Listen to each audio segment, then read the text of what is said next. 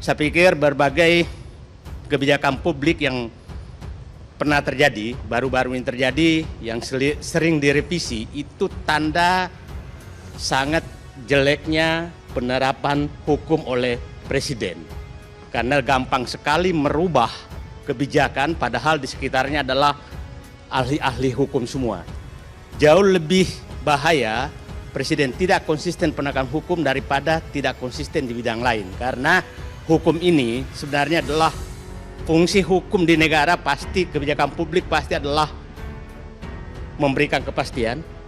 Kedua adalah memberikan keadilan. Ketiga adalah memberikan perlindungan. Dan keempat adalah memberikan keamanan kepada seluruh rakyat. Yang problem sekarang adalah ada orang pihak yang tidak merasa aman.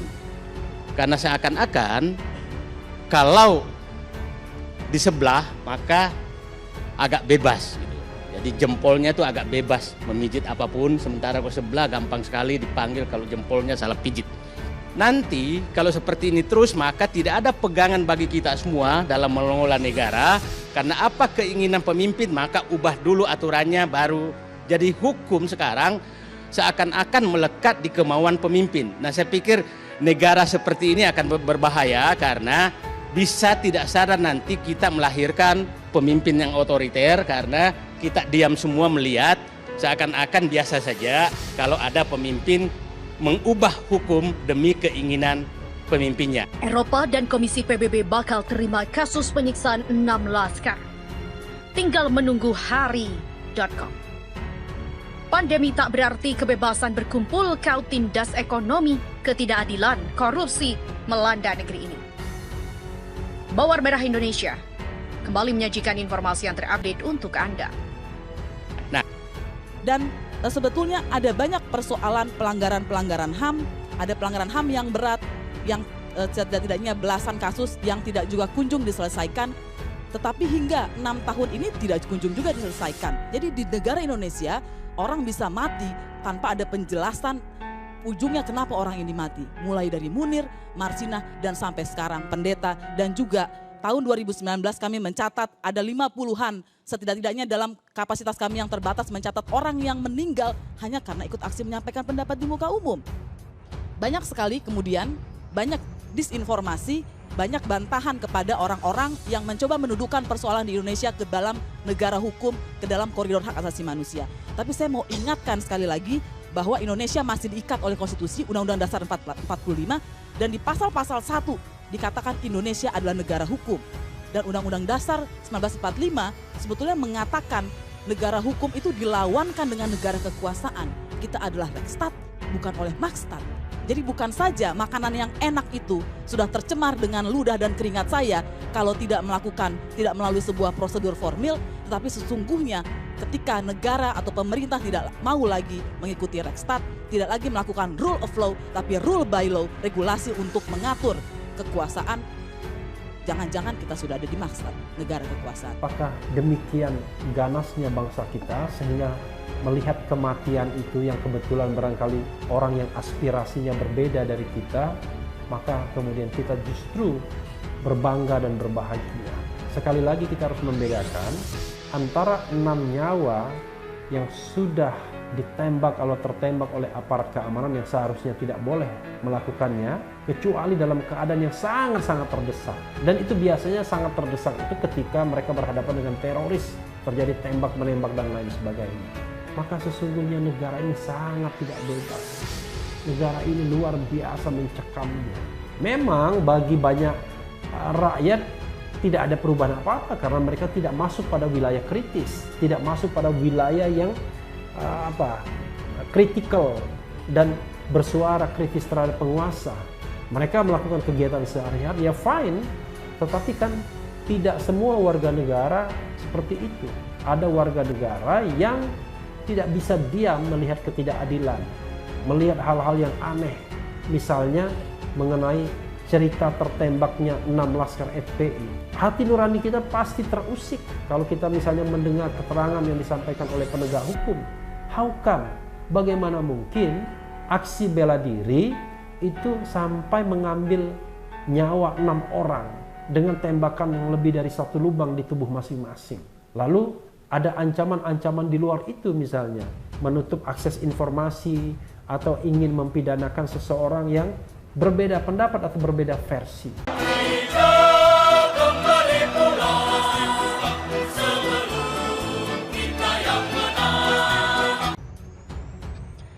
Jika terbukti ada penyiksaan, penembakan 6 laskar FPI bisa dibawa ke Komisi HAM PBB. Gelora.co. Kasus penembakan berujung tewasnya 6 laskar FPI bisa dibawa ke Komisi Hak Asasi Manusia atau HAM Perserikatan Bangsa-Bangsa. Politisi Partai Demokrat Rahlan Nasyidik menyebutkan, peluang itu terbuka karena Indonesia sudah meratifikasi Convention Against Torture atau Konvensi Anti Penyiksaan melalui Undang-Undang Nomor 5 tahun 1998. Bila ada bukti kuat 6 warga sipil yang ditembak mati itu mengalami penyiksaan, hal tersebut bisa dilaporkan pada sidang Komisi HAM PBB di Geneva. Demikian kata Rahlan Nasyidik di akun Twitternya. Hanya saja, Komisi HAM PBB tidak menerima aduan berdasarkan individu. Hal ini dikarenakan ratifikasi Indonesia atas International Covenant on Civil and Political Rights tidak meliputi opsi pertama Covenant yang mengatur hak setiap orang untuk mengadu. Sidang Komisi HAM PBB di Geneva juga tidak menerima individual komplain. Ini adalah sidang untuk menerima laporan pemenuhan HAM dari masing-masing negara anggota. Pesertanya tentu saja negara-negara. Namun demikian ada yang mekanisme intervention, yaitu kewenangan yang diberikan Komisi HAM PBB kepada organisasi non-pemerintah yang sudah terakreditasi. Salah satu yang bisa dipakai dalam kasus 6 laskar FPI itu adalah melalui saran pengaduan Amnesty International yang memang menjadi bagian akreditasi Komisi HAM PBB. Office of The High Commissioner for Human Rights adalah peserta sidang Komisi HAM PBB. Jadi bila laporan penyiksaan disampaikan pada sidang ini akan menarik perhatian High Commissioner. Bila sidang diyakini RI melanggar konvensi anti penyiksaan bisa dibuat penyelidikan. Dan memang prosesnya tidak mudah dan panjang. Negara-negara lain harus menyetujui inisiatif penyelidikan yang biasanya ditugaskan pada Special Reporter PBB. Namun bila pun RI berhasil menjegal inisiatif ini sebagai ganti, RI wajib menyelesaikan kasus sesuai standar HAM PBB. Kunjungan ke FPI di soal, Kedubes Jerman mengatakan pandemi tak berarti HAM dan kebebasan berkumpul itu ditindas. Kata Jerman, menjadi perhatian warganet dan dibahas lebih dari 19.000 tulisan pasca datanya diplomat kedutaan besar Jerman ke markas FPI pada Sabtu 19 Desember 2020. Melalui Twitter, Kedubes Jerman menuliskan bahwa hak asasi manusia bersifat universal dan tidak dapat ditawar. Melalui akun Twitter resmi kedutaan besar Jerman menuliskan bahwa pandemi tidak berarti HAM seperti kebebasan berpendapat dan berkumpul dapat ditindas. Selama krisis COVID-19, semua negara harus mengalami tindakan untuk melindungi kesehatan umum. Namun hal ini tidak berarti HAM seperti kebebasan berpendapat dan berkumpul dapat ditindas selama pandemi. HAM bersifat universal dan tak dapat ditawar. Demi inilah dan mitra-mitranya bergerak. #Human Rights Day. Begitulah tegas akun dari Kedubes Jerman. Sementara itu, Kementerian Luar Negeri atau Kemlu RI membenarkan kedatangan diplomat Jerman ke markas FPI. Saat ini Kemlu masih menunggu keterangan dari Kedutaan Besar atau Kedubes Jerman terkait dengan kabar perwakilan diplomat mereka mengunjungi markas FPI di Petamburan Tanah Abang, Jakarta Pusat.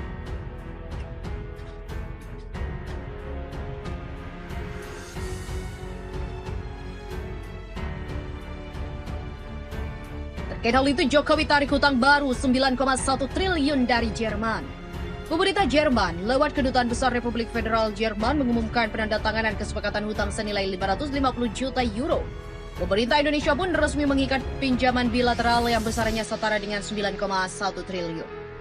Perjanjian itu ditandatangani secara terpisah di Kantor Bank Pembangunan Jerman atau KfW di Frankfurt, Jerman dan di Kementerian Keuangan Jakarta. Perjanjian pinjaman senilai 550 juta euro telah ditandatangani secara terpisah di Kantor Bank Pembangunan Jerman KfW di Frankfurt dan di Kementerian Keuangan di Jakarta menyesuaikan dengan kondisi pandemi.